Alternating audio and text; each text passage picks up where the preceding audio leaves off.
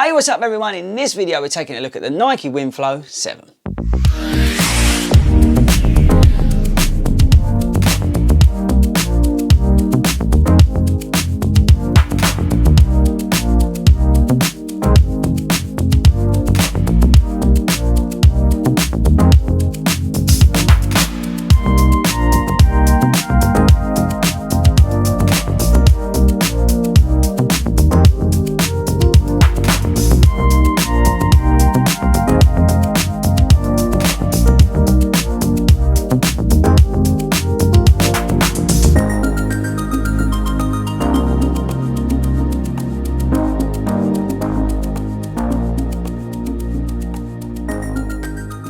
Hey, what's up everyone and welcome back to 40 Runs. Now, how is everybody doing? Let me know in the comments, how are you doing? And do you have a pair of Winflo 7s?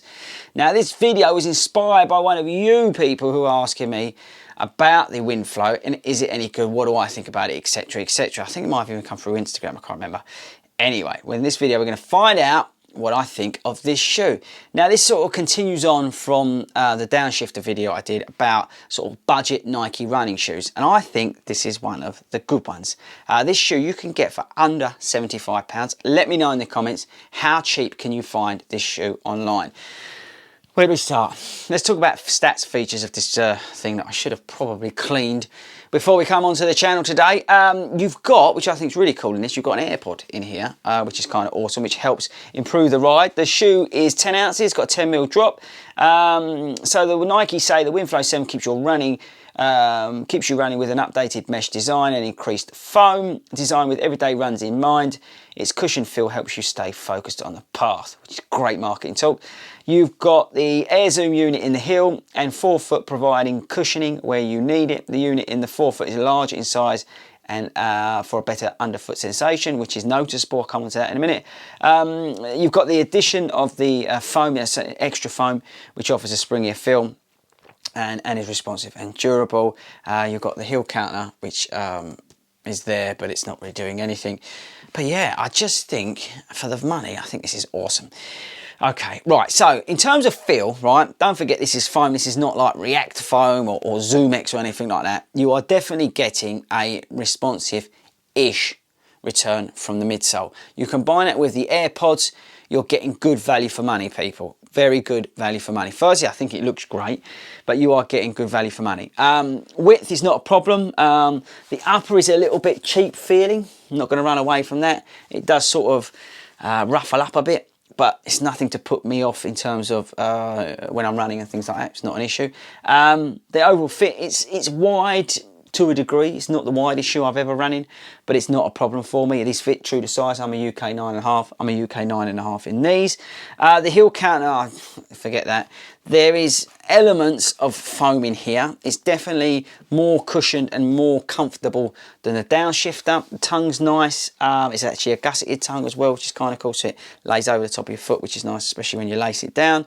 The outside's okay. It definitely feels more durable than the downshifter, but don't forget this is almost £20 more expensive.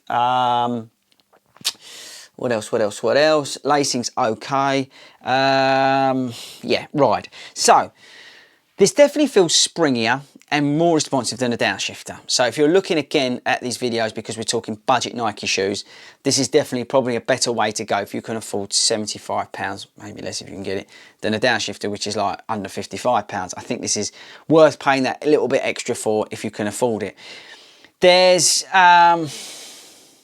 it's probably best as a sort of 5k 10k shoe, I would say.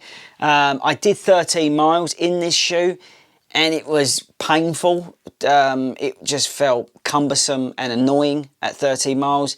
But I think if you're starting out on your running journey, or maybe you've been in a downshifter and you want to go up a level, this could be a good place to go.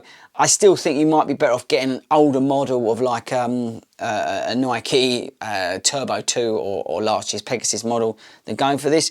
But I think this offers a real alternative to even a Nike Miler, the current React Miler, which has got the React foam in it. I just think this is you know, not a bad alternative to that, which a lot of people criticise because it's so heavy. This is lighter than that shoe.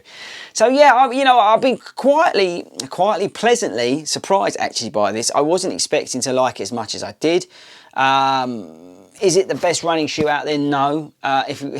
Is there better out there? Yes. But if you're on a budget and you want Nike, then have a look at the Winflo 7. I think it's, you know, a shoe that doesn't get talked about much.